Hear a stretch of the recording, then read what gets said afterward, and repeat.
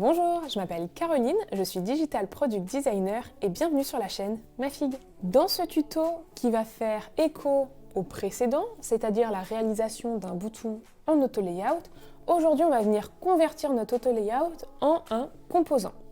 Ce composant-là, nous allons l'animer et voici ce que ça va donner. Au clic, au clic, au clic, au clic. Je vais donc te montrer comment réaliser un composant, comment créer son variant, comment animer le state 1 avec le state 2 et comment du coup pouvoir lire ton composant dans la présentation Figma. Donc si ça t'intéresse, c'est parti. Let's go!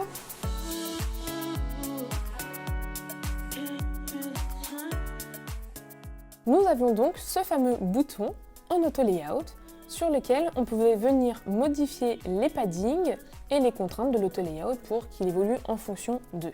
Je ne sais pas si vous vous rappelez, je vous remontre ça rapidement quand j'augmente le padding top et bot et quand j'augmente le padding left and right. Voilà. Ce qu'on va faire maintenant, dans un premier temps, c'est de transformer cet élément-là, cette frame, cet auto-layout, en composant. Comment on fait ça? C'est archi simple. Vous allez venir sélectionner votre élément et vous allez venir en haut sur ce petit diamant pour créer un composant. Vous cliquez dessus. Qu'est-ce qui se passe? Votre élément devient violet. Enfin, pas complètement violet, mais en tout cas, la sélection de votre élément devient violette. Je vais vous faire un CTRL Z pour vous montrer. Avant, les contours étaient bleutés. Maintenant, si on le crée en composant, ils sont violets. Également, dans le calque, vous pouvez voir qu'on a un diamant qui vient d'être créé. C'est donc un élément qui est devenu un composant. C'est comme ça qu'on le sait. Ce qu'on va faire maintenant, pour pouvoir venir créer un petit prototype en fait de ce bouton-là, de créer des interactions, il va falloir créer un variant. C'est-à-dire qu'il va y avoir une deuxième version, une troisième version, une quatrième version, une cinquième version, enfin autant de versions que vous souhaitez. Nous, on va rester très simple et on va rester sur 2 versions. Donc en fait, je vais venir créer un variant de ce composant. Pour ce faire, ici, vous avez un petit plus qui apparaît pour Add Variant et quand on clique, ça va nous créer un variant. Ça va, d'un point de vue visuel, pour nous en tant que designer, nous le mettre dans une sorte de petit bloc en pointillé. Ok, c'est ce qu'on peut voir ici. Ça nous fait comprendre qu'on a notre composant avec différents variants. Ensuite, pour avoir une interaction et avoir un rendu différent du premier au deuxième, quand on va créer notre prototype, il faut bien qu'on vienne faire évoluer notre deuxième bouton. Là, à vous de voir. Est-ce que vous rajoutez une ombre portée, une stroke, vous lui changez de couleur, vous changez le wording, que sais-je, ça c'est vraiment vous qui décidez, c'est vos goûts et couleurs. Aujourd'hui là, on va venir faire quelque chose de très très simple, on va venir seulement changer la couleur et on va le passer sur un bleu comme ça à peu près. Voilà. Et pourquoi pas lui rajouter une ombre portée. Donc je vais aller dans Effets et je lui rajoute une petite ombre portée. Hop.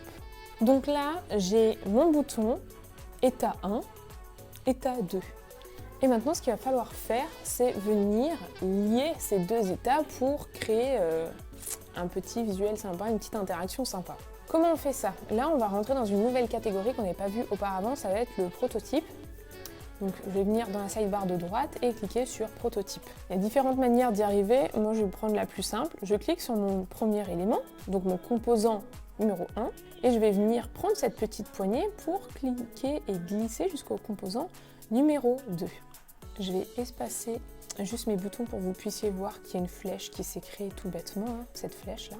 Ça, c'est la liaison, la connexion que vous venez de faire entre les 2 variants du même composant. Je suis claire ou pas? Donc là, je vais recliquer sur cette flèche pour réavoir accès à l'interface des paramètres de cette connexion-là. Donc là, qu'est-ce qu'on peut faire? On peut demander à Figma le détail de l'interaction. Donc là, on peut dire que si on clique, il va se passer quelque chose. En autre option, c'est au drag. Si on drag, qu'est-ce qui va se passer? Au hover, etc., etc. Move center, move sleeve, vous avez plein de possibilités. Move down, c'est quand j'ai le clic enfoncé mais que je n'ai pas encore relevé mon clic. Vous pouvez vraiment venir détailler les interactions et ça c'est super sympa.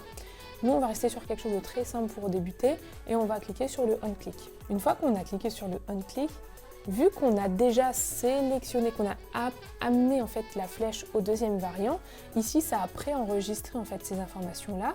C'est-à-dire que le premier variant, donc variant 1, donc là on va appeler property 1, il va aller au variant numéro 2. Et ensuite vous pouvez venir gérer l'animation qui va être associée à l'interaction. L'interaction en fait utilisateur-élément et ensuite savoir qu'est-ce qui va se passer au niveau de l'animation de cette interaction. Et donc là, vous avez plusieurs possibilités, Instant, Dissolve, Smart Animate. Le Smart Animate, il va y avoir une intelligence artificielle qui va faire le lien en fait entre les deux éléments et qui va animer un petit peu à sa sauce. Mais si vous le souhaitez, vous pouvez vous-même choisir les animations que vous souhaitez. Le Easy Out, vous allez voir, il y a beaucoup de choses, Gentle, Quick, ça c'est les manières dont ça arrive. Est-ce que ça rebondit un peu? Est-ce que ça arrive rapidement puis ça freine sur la fin? Il y a beaucoup de possibilités. Moi pour l'instant on va rester sur quelque chose de simple, on va dire au Smart Animate que je veux qu'il gère tout, l'animation, et je vais faire un gentle pour que ça soit rapide et que ça freine sur la fin. Mais vous allez voir ça va être tellement rapide au niveau de l'action là que ça va pas trop se voir. Donc là je clique sur le hello bleu clair, j'arrive sur le hello bleu foncé. Point, ça c'est la fin de l'interaction. Ce qui donnerait ça, pour pouvoir voir cette interaction, il faut faire une petite étape en plus. Je vais créer une nouvelle frame à côté. Hop. Et là, je vais venir appeler mon composant. Comment je fais ça? Je vais dans Asset. Et vous allez voir, normalement, si vous avez bien créé votre composant, il y a le CTA que vous avez créé qui apparaît. Vous cliquez dessus, mais vous restez enfoncé. C'est un cliquer-glisser pour appeler le composant dans notre nouvelle frame. Si vous cliquez exclusivement dessus, normalement, ça va vous ramener directement sur le composant maître. Donc nous, ce qu'on va faire, en fait, c'est créer une instance de ce composant pour pouvoir le lire. Et c'est pour ça qu'on va venir cliquer et drag and drop sur notre nouvelle frame. Une fois que ça c'est fait, on va venir cliquer sur notre frame et lancer le prototype en haut à droite avec le play pour présenter le prototype. Figma load une nouvelle page et là, on a bien notre frame avec notre bouton. On peut voir d'ailleurs que quand on passe notre souris sur notre bouton, vu qu'on a créé une interaction, on n'a plus le pointeur mais une petite main qui apparaît pour montrer que l'élément est cliquable puisqu'on avait dit qu'au clic, il allait se passer quelque chose. Et quand on va cliquer dessus, ça va nous amener vers ce bouton bleu foncé avec cette petite ombre portée. Imaginons, nous on veut le retour. Le retour, c'est-à-dire que quand je reclique sur mon bouton Hello, on repasse au bouton bleu ciel. Comment on fait ça? On retourne sur prototype, on clique sur notre variant numéro 2, donc le Hello bleu foncé. On vient sélectionner cette petite poignée pour la tirer jusqu'au bouton du haut, parce qu'on revient.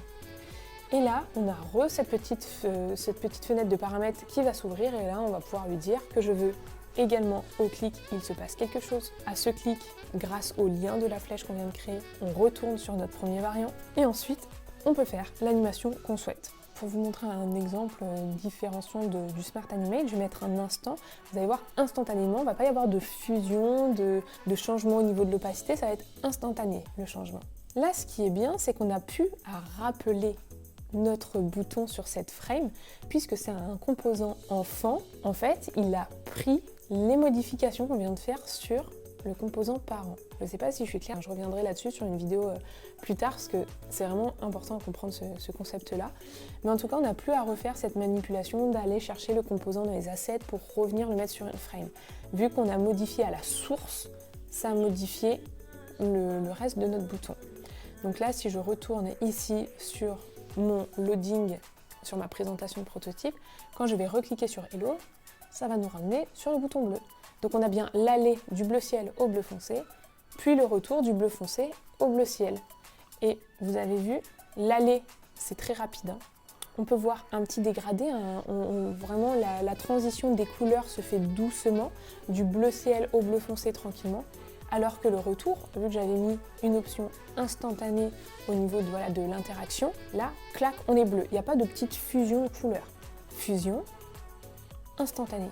Et tout ça, c'est des paramètres que vous pouvez venir modifier dans le prototype, même après coup. Après coup, hop, je clique sur mon élément, ça ne me convient plus, je clique sur la flèche de l'interaction que je veux changer et je peux venir rechanger les paramètres. Voilà, vous venez de réaliser une petite interaction sur un call to action en aller-retour en réalisant un composant. J'espère que cette vidéo t'aura plu. N'hésite pas à me dire ce que tu en penses et évidemment si tu as fait le test, est-ce qu'il y a un moment où tu as un petit peu galéré ou tu n'arrivais pas à avoir le même résultat que moi? Ça me permettra de venir optimiser mes prochaines vidéos en insistant sur certains points ou pas. Si elle t'a plu du coup, n'hésite pas à liker et si tu veux voir la suite des tutos, oublie pas de suivre la chaîne. Allez, ciao!